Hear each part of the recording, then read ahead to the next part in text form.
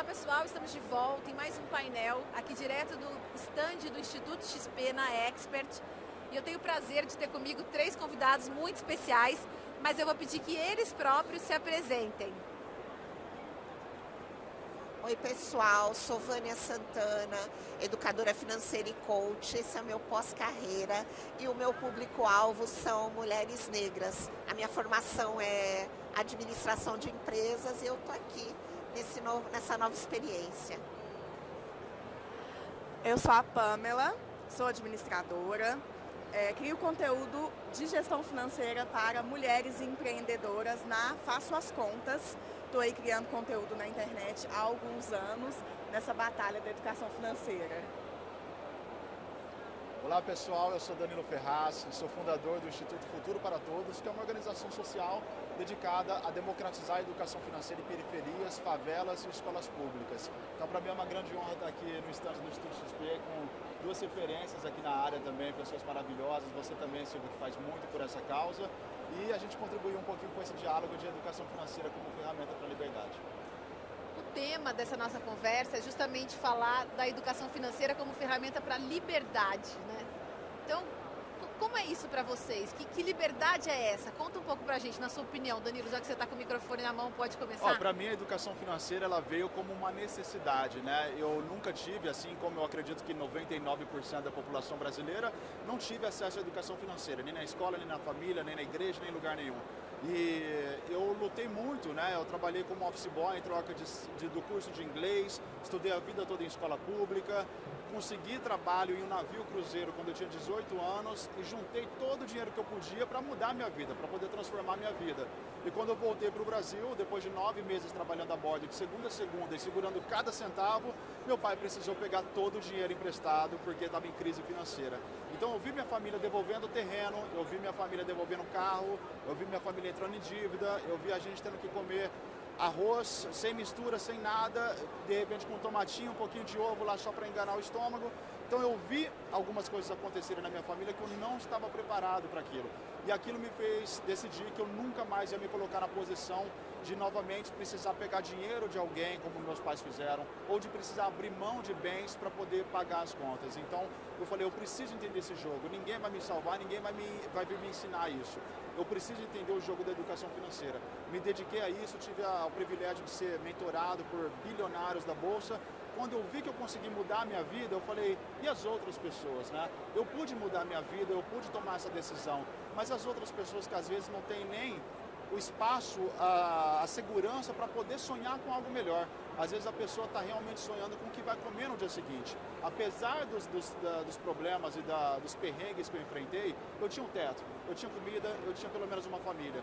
Então, e as pessoas que passam pelo que eu passei, mas não tem nada disso? Então a minha ideia foi justamente criar um instituto como uma forma de chegar onde a educação financeira é mais necessária e onde ela nunca chega, que é nas periferias, é nas regiões mais periféricas, aí, as regiões mais negligenciadas pelo olhar, tanto do poder público, quanto das empresas, quanto das oportunidades em geral. Então, para mim, foi um instrumento para mudar a minha vida e de outras pessoas. Bom, eu também parti de uma experiência pessoal de quebrar, de virar endividada e transitei do endividada para a pequena investidora. Depois eu comecei a ser educadora financeira informal, de amigos, familiares, colegas de trabalho. E quando eu comecei a pensar no meu pós-carreira, eu escolhi fazer isso e escolhi como público-alvo mulheres negras. E essa questão da educação financeira como independência, como liberdade, é porque eu entendo a educação financeira como uma aceleradora de transformações. A OCDE tem um estudo dizendo que uma família nas classes sociais mais baixas demora 9 gerações para atingir a classe média. Então a gente não pode esperar esse tempo todo, a gente tem que partilhar essas informações, esses conceitos, porque é transformador, não é sobre construir o primeiro milhão, é sobre ter vida digna. É incrível isso que a Vânia falou, que realmente eu também vejo muito, assim como Danilo e a maioria de nós, eu vim dessa realidade de pais que não nos deram educação financeira simplesmente pelo fato de não ter. né? Não é que eles negaram, é porque eles não tinham mesmo.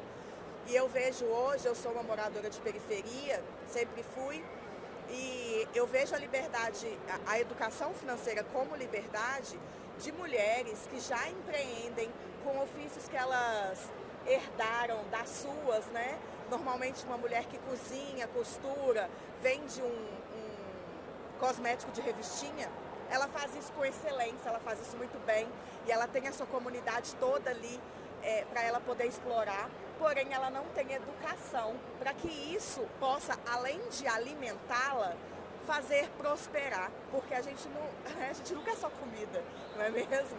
E aí, então, quando uma mulher dessa realidade passa a entender o poder que ela tem do empreendimento que ela já tem ali, que ela já faz e que ela pode, de maneira muito simples, fazer com que aquilo prospere um pouco mais, é uma liberdade não só individual, mas estrutural. Porque essa mulher não vai mais precisar pegar 2 horas de ônibus para ir, para voltar em um subemprego no centro. Ela vai poder tirar a sua existência da periferia onde ela já mora. E aí ela já tem liberdade de horário. Ela vai ter 15 minutos para ir no sol. Então ela já tem liberdade de saúde. Ela vai se alimentar melhor. Hoje a população preta e periférica está morrendo pela boca. E não é porque ela quer, é porque ela não tem acesso. E a partir do momento que a gente implanta a educação financeira e ela consegue dar esses pequenos passos, ela vai ter liberdade até para viver. Na nossa dinâmica aqui, a ideia é que a gente sorteie uma pergunta, a gente não sabe qual vai ser, e vocês respondem e falam sobre ela, e fiquem à vontade para falar, cada um falar um pouquinho sobre si ou comentar as respostas, tá bom? Quem quer sortear a primeira? Posso ir? Pode ir? Vai lá, Pan. Vou começar então, que eu sou trivida. Que ajuda aí? Qual é o seu sonho grande para a educação financeira no Brasil? É engraçado porque eu tenho um podcast, olha o jabá, e na chamada do podcast eu falo que eu sonho com um mundo onde todas nós possamos viver bem vendendo a nossa arte. Então, esse é o meu sonho. Eu verdadeiramente, gente, não sonho com uma vida bilionária. Eu sonho mesmo em viver em uma comunidade onde todas nós consigamos nos sustentar, pagar as nossas contas. E a educação financeira, para mim, é a chave para que esse sonho se realize. Então, o meu sonho é esse. Você já está construindo, né? Eu já estou trabalhando nesse sonho.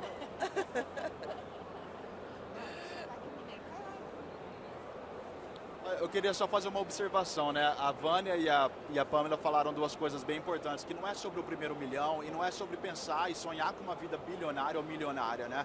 Quando a gente fala de educação financeira na base, que uma vez me perguntaram, você fala de educação financeira para iniciantes? Eu falei, cara, todo mundo no Brasil é iniciante. Nós não temos iniciantes, intermediário, quem já está investindo há muito tempo, não precisa necessariamente me ouvir. Mas as pessoas que nunca investiram, que não sabem o que é uma taxa de juros, que não sabem como que um financiamento, ou como que um cartão de crédito, um rotativo prejudica a vida dela, ou deixa as finanças dela numa situação de vulnerabilidade, ela precisa ouvir. E às vezes essa pessoa é a pessoa que vai romper com um relacionamento tóxico porque conseguiu ter autonomia nas finanças. A gente vê isso muito acontecendo nas periferias. A gente vê a pessoa conseguindo prover para a família e começando a sonhar com algo a mais, porque a ideia do Instituto Futuro para Todos, inclusive o nome vem daí. O futuro não é para todos. A gente pode sonhar, pegar um moleque da Faria Lima, por exemplo, que cresceu em Pinheiros, cresceu no Itaim, e falar, o que você sonha? O moleque tem sonho para dar e vender. O moleque pensa, eu quero fazer uma faculdade, eu quero ter uma carreira. Você pergunta para alguém da periferia, o sonho dele é sobreviver até os 25, para não acontecer como o pai dele, para não acontecer como a mãe, por exemplo, que foi presa ou que morreu pelo tráfico. Então, como que você muda essas referências e transforma a educação financeira numa ponte para um sonho, não só sonho de viver coisas grandes na vida, mas de prosperar e de poder contribuir com a sua comunidade, de poder colocar um dinheirinho lá na sua igreja, de poder apoiar a ação social que acontece no seu bairro. Como é que você faz para fortalecer o Brasil? É com educação financeira. É com educação financeira para a gente entender como nós podemos administrar o dinheiro que vem do nosso trabalho, que vem do nosso suor. E infelizmente hoje a maioria não tem isso aí. Mas eu gostei muito da resposta da Pamela aqui, acho que tem tudo a ver. O que você acha, Vânia? Não, eu acho que tem tudo a ver. E para mim, a educação financeira está muito conectada a ter vida digna, porque a pessoa não, uma mulher não precisar se submeter a um relacionamento violento, a estar submetida a um emprego tóxico, a poder fazer escolhas, a poder sonhar os seus sonhos. Isso é dignidade. Então, eu entendo que a educação financeira, o planejamento, a organização, tudo que vem dela propicia que ali na sua faixa de renda, não estou falando de milionário, não, tem a sua renda de 5 mil, de 10 mil, de 3 mil, mas consiga se organizar para ter vida digna. Esse é o meu grande sonho. Quer falar alguma coisa, Danilo? Não, só uma frase que a gente fala bastante, né? O oposto de pobreza não é riqueza, é dignidade. Maravilhoso. Sim. Agora eu vou sortear, tá? Vamos lá. Quais as maiores armadilhas e crenças limitantes para falar de dinheiro?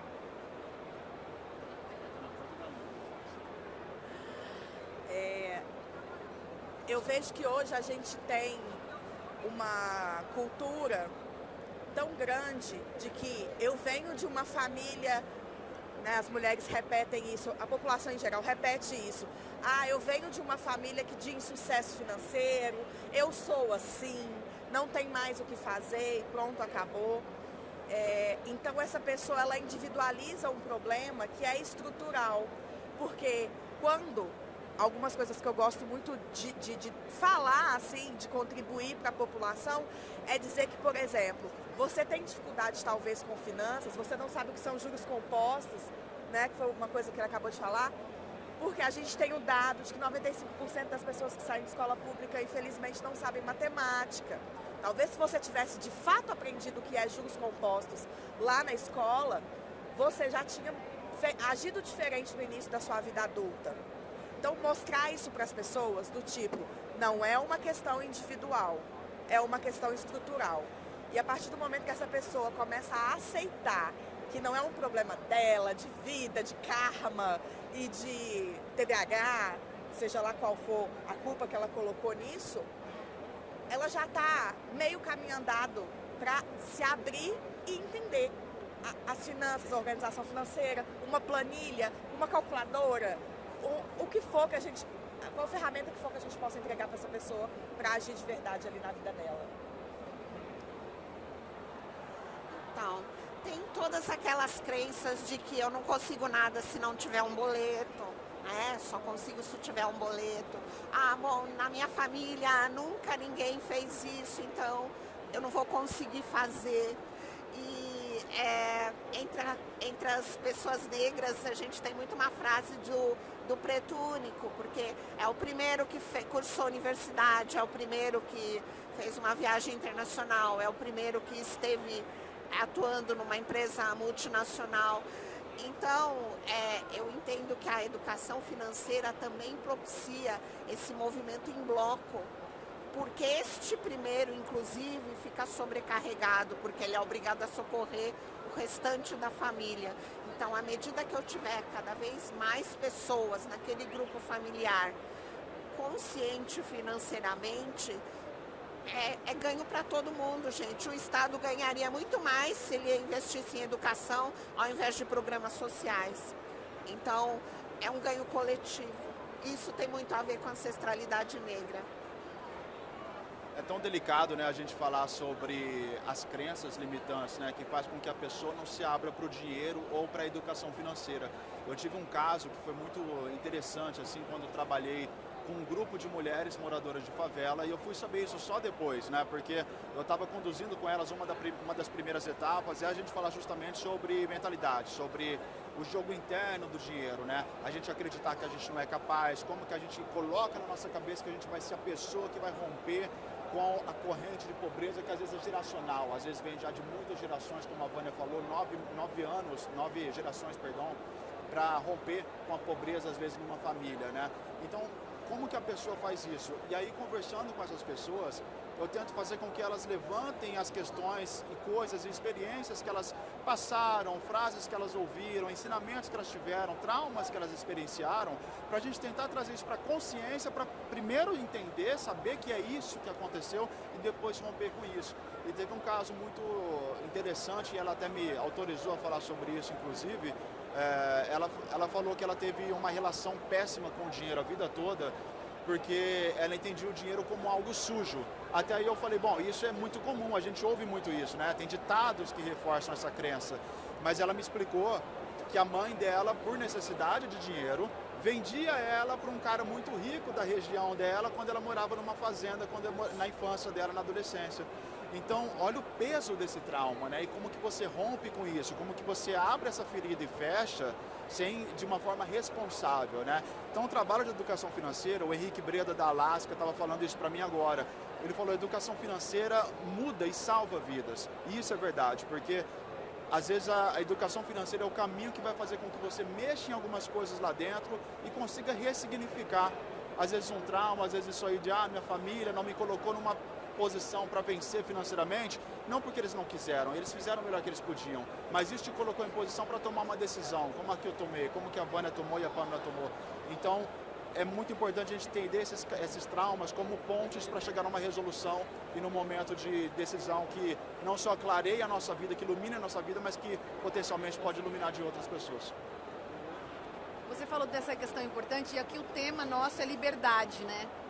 E eu fico pensando também o quanto que o conhecimento faz diferença nessa hora. A pessoa saber onde ela pode chegar, até onde ela pode ir, para ela saber que ela tem a liberdade de chegar lá. Porque às vezes ela não sabendo que existe uma outra vida, uma outra possibilidade, restringe até a liberdade dela por conta da falta de conhecimento. E eu imagino que vocês, nos canais de vocês, conseguem ampliar um pouco esses horizontes, trazer mais conhecimento. Como é que vocês veem essa necessidade, né, de ter o conhecimento para saber onde pode chegar e que tem a liberdade de chegar? Ó, eu tô quase todo dia nas redes, LinkedIn, Instagram, e a cada final de post eu coloco: educação é o nosso primeiro investimento. Porque eu vou falar para a pessoa que tem R$ 1.300 de renda, que ela tem que todo mês investir 500, não é possível para ela. Mas ela adquirir informação para potencializar a própria renda e começar a investir, ela já está fazendo transformação para ela e para todo o entorno dela. Filhos, irmãos, pais, primos. Então é muito potente. Então, educação para mim é o caminho.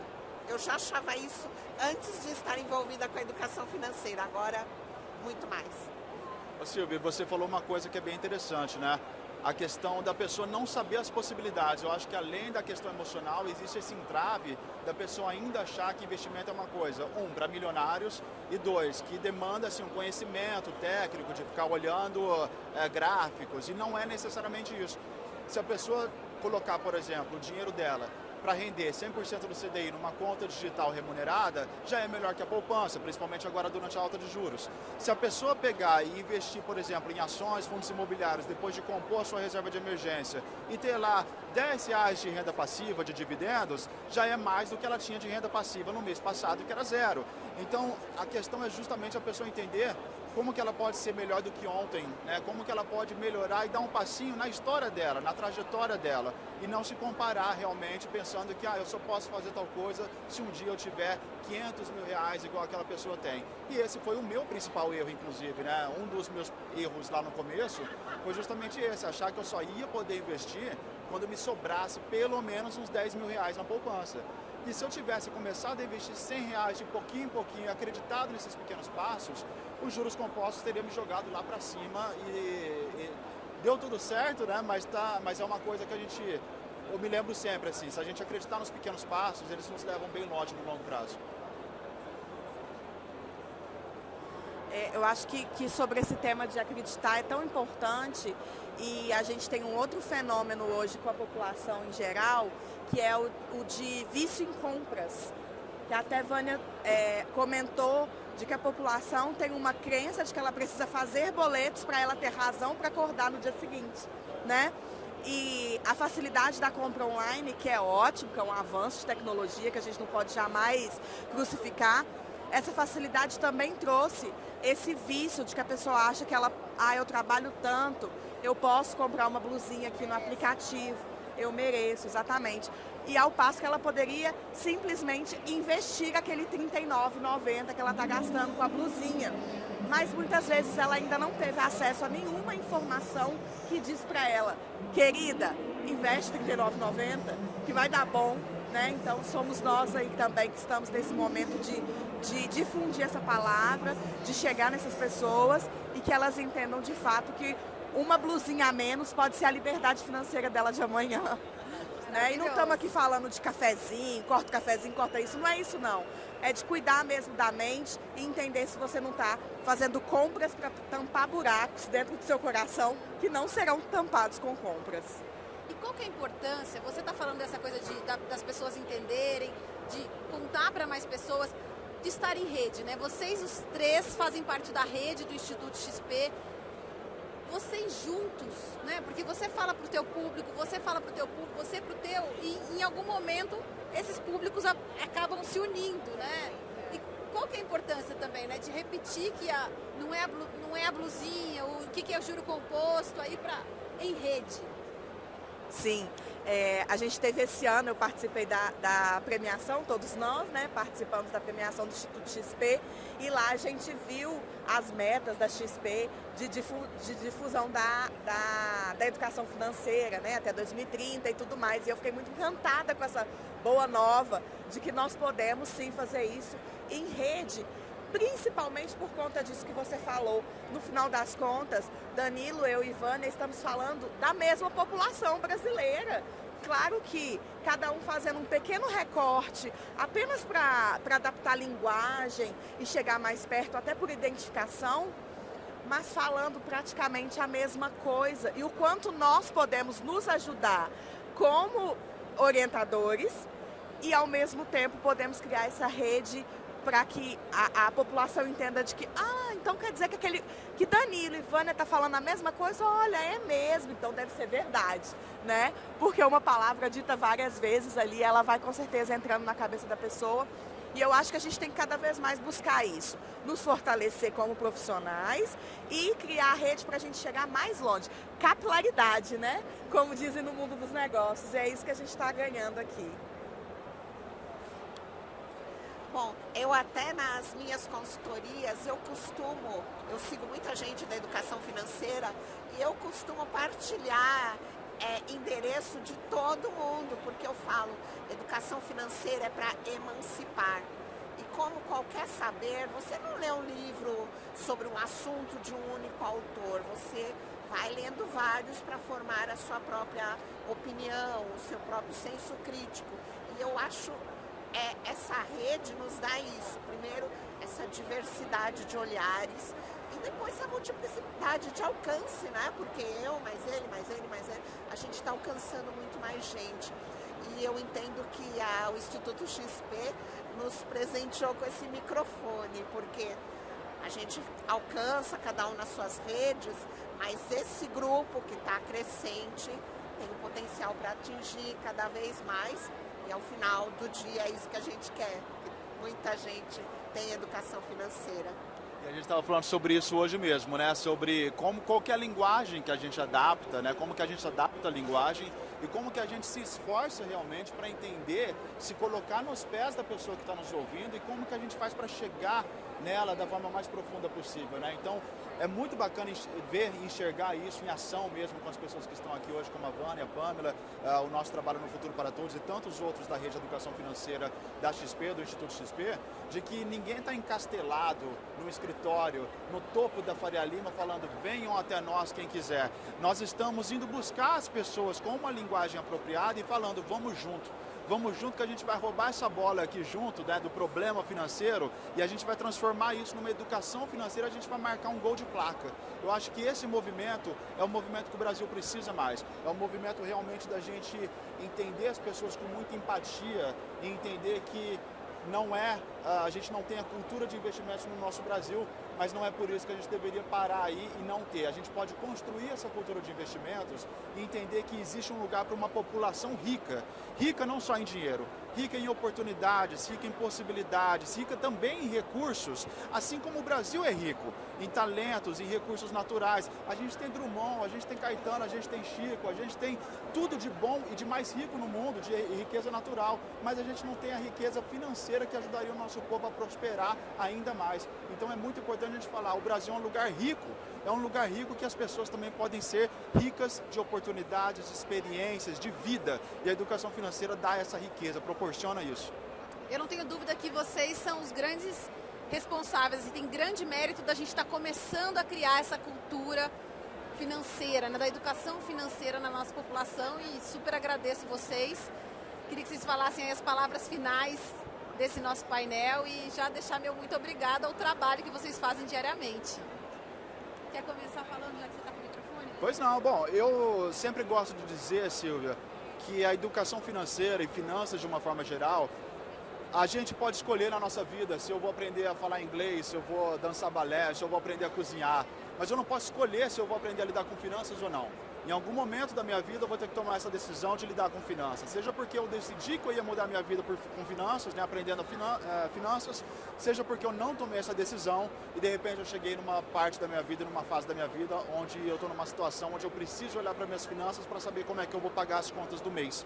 Então, o que eu falo para as pessoas é, olhe para suas finanças, olhe de forma intencional e assertiva para que você mude a sua vida e não fique só na mudança da sua vida, porque você vai mudar a vida, quem sabe, até dos seus netos que nem nasceram ainda, por conta de uma decisão que você tomou hoje. Então tome essa decisão e se a gente puder ajudar, eu vou deixar aqui também, obviamente, como todo mundo aqui vai fazer, nossas redes sociais, né, para que as pessoas sigam, Danilo Ferraz BR, @ Instituto Futuro para Todos também, e é claro, Instituto XP, onde a gente fala, como a Vânia disse e a Pamela disse, a gente fala a mesma língua. Se está todo mundo falando, só pode ser verdade. Quero agradecer muito o convite do Instituto, agradecer a vocês que estão aqui comigo para ajudar a trazer essa boa nova. Eu estou de fato aqui hoje exercendo o meu propósito, né? Eu ganhei de presente mesmo esse microfone aqui para falar de coisas que eu amo. Estou disponível também nas minhas redes sociais, @façoascontas, e desejo muito falar e ouvir sobre esse assunto cada dia mais em todas as rodas, igreja, bar, sofá. Vamos falar sobre isso, gente. Bom, agradecer nunca é demais, né? Esse privilégio que a gente está aqui, que o Instituto XP nos concedeu de estar nesse espaço, conversando e amplificando as nossas vozes, e que realmente a educação financeira não seja um item para elites, seja um papo de família, da mesa do almoço, da escola, da cerveja no happy hour, que ocupe todos os espaços, porque realmente a educação financeira transforma. Se quiser conversar comigo, Vânia Santana Finanças, eu estou no Instagram, no LinkedIn, faço me achar. Obrigada. Obrigada, pessoal. Obrigada, pessoal. Até lá.